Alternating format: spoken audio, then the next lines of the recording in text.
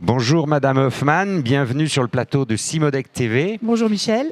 pour parler de ce magnifique trophée de l'innovation du Effectivement. Cimodec 2024, catégorie matière et traitement. Mais avant de parler du trophée, d'abord si vous pouvez nous présenter votre groupe, le groupe Acer, Acer, et puis vous-même, la fonction que vous exercez au sein de ce groupe. tout à fait. Donc Acer, c'est un groupe qui a deux pôles d'activité, les traitements thermiques et les traitements de surface, qui est dans la vallée de l'Arve depuis 65 ans. Nous avons 5 usines, dont 4 en Haute-Savoie, une sur Grenoble. Et nous réalisons un chiffre d'affaires de 36 millions d'euros avec environ 210 personnes. Voilà. Moi, c'est Chantal Hoffmann, et je suis responsable du développement commercial, tant sur le national qu'à l'export, et du marketing pour le groupe. Merci. Et donc ce groupe agit essentiellement sur la région, sur la France, à l'international, vous l'avez dit. Dans quel pays Alors Acer, c'est un groupe qui promulgue un service de proximité, puisque les traitements, c'est quand même une finition des pièces, traitement thermique, traitement de surface. On n'aime pas faire voyager les pièces trop loin, aussi pour des raisons d'empreinte CO2 aujourd'hui. Mais c'est vrai qu'on a quand même des marchés à l'export, donc on est limitrophe, on est dans une région proche de l'Italie, proche de la Suisse, finalement pas si loin de l'Allemagne, donc on a quelques marchés à l'étranger, mais on sert surtout tout le tissu industriel local. D'accord. Et vous avez présenté au Cimodec un trophée. Vous pouvez nous dire un petit peu l'historique de ce trophée? On en avait parlé ensemble lors d'un club des exposants. C'est ça. Et donc, vous pouvez nous rappeler comment ça s'est passé? Eh bien, en fait, il y avait cette fameuse réunion des exposants où je vous ai entendu parler de ces fameux trophées sur différentes familles. Et la famille, justement, matière et traitement n'était pas présente. Or, nous, on a un traitement qui est un peu innovateur. Et c'était dommage de ne pas le présenter en tant que novation, même sur la partie RSE, aux industriels qui le connaissent encore peu. Et puis je vous en ai parlé et du coup, grâce à ça, je pense que vous avez créé cette famille. Merci. Et on a pu aboutir à obtenir ce trophée. Effectivement, on a créé ce trophée, cette catégorie, grâce à vous, grâce aux exposants. Vous étiez plusieurs à ce moment-là à nous proposer de créer une catégorie matière première et traitement. Elle a été créée et elle a surpris tout le monde lorsqu'on a annoncé les résultats, parce que c'est un jury de professionnels a mis la matière et le traitement et la responsabilité sociétale et environnementale, qui est également une nouveauté pour les trophées de l'innovation, en tête de tous les classements. D'accord, je ne savais pas. Voilà, en tête de tous les classements. Vous étiez juste derrière le Cimodec d'or, la société qui a remporté le Cimodec d'or, qui aurait dû remporter aussi le traitement et la matière et le traitement, puisque c'est de la matière première qu'il présentait, et la responsabilité sociétale et environnementale. Mais comme un seul produit ne peut remporter qu'un maximum de 2 trophées, le Cimodec d'or et un autre, eh bien, ils ont eu la responsabilité sociétale et environnementale, parce qu'ils ont une action, on va dire, dans leur entreprise sociétale qui est importante et environnementale également. Et donc, c'est comme ça que vous aviez aussi un maximum de points et que votre proposition au jury est apparue comme très importante pour l'évolution future de produits, notamment dans l'aéronautique et autres. Mais là, il faudrait que vous nous parliez justement de ce service que vous allez rendre, de cette ligne de traitement que vous avez imaginée.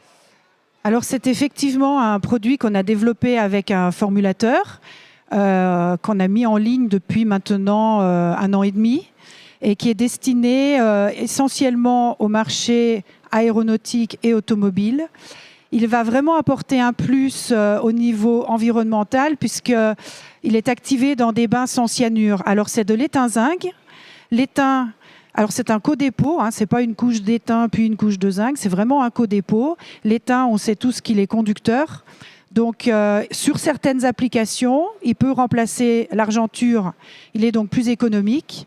mais aussi plus écologique dans le sens où l'argenture est activée avec des bains cyanurés et l'étain zinc, comme je le disais, est dans des bains sans cyanure, donc même au niveau recyclage, beaucoup plus simple et moins polluant. Et ce traitement, il est validé par l'aéronautique ou est-ce qu'il est en cours de validation? Alors, il est en cours. Il y a des essais qui sont faits chez certains avionneurs. L'idée, c'est de pouvoir remplacer le cadmium, qui est un produit polluant et que ROHS va interdire prochainement. Il y a encore des dérogations dans l'aéronautique. Je ne sais pas exactement jusqu'à quand elles vont. Et voilà, ils essayent plusieurs solutions. Il y a du zinc nickel qui est essayé, et il y a l'étain zinc aussi, pour ses propriétés notamment anti-corrosion, puisqu'on arrive à tenir jusqu'à 1000 heures brouillard salin, un petit peu comme le cadmium. Les ROHS, ça fait partie aussi des directives REACH de l'Europe qui, pour nos auditeurs, entrent en jeu maintenant et de manière importante, puisque c'est une contrainte qui arrive pour les matières premières et les traitements, justement, alors qu'elle était auparavant uniquement pour les lubrifiants. Alors, ça fait déjà quelques temps qu'on les a pour les traitements. C'est quelque chose où on fait très attention. On a déjà sorti et banni de tous nos traitements ce qui est chrome 6.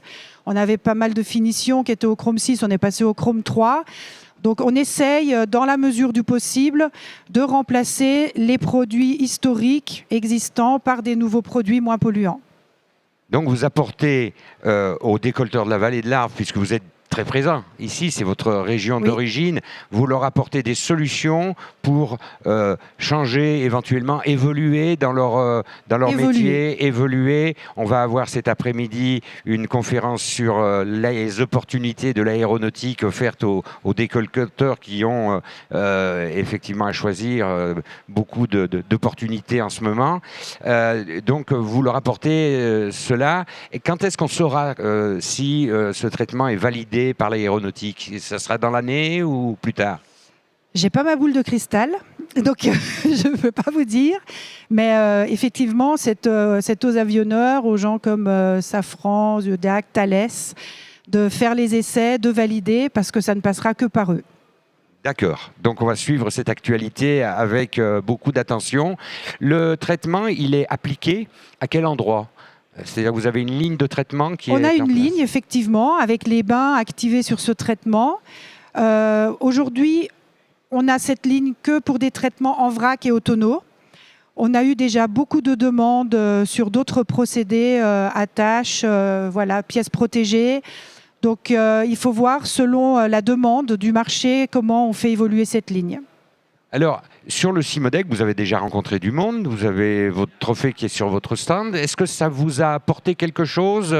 Est-ce que vous avez eu des contacts, des discussions avec les visiteurs? Étonnamment, oui, très rapidement. On a publié, bien sûr, sur les réseaux pour ce trophée, et on a déjà des rendez-vous d'affaires qui se sont calés derrière, même sur le stand salon, pour ce traitement et d'autres, mais ça nous a permis d'ouvrir notre portefeuille. Donc c'est aussi un acte de communication important pour vous? Ah oui, bien sûr, c'est pour ça qu'on est là aussi, le CIMODEC, c'est fait pour ça.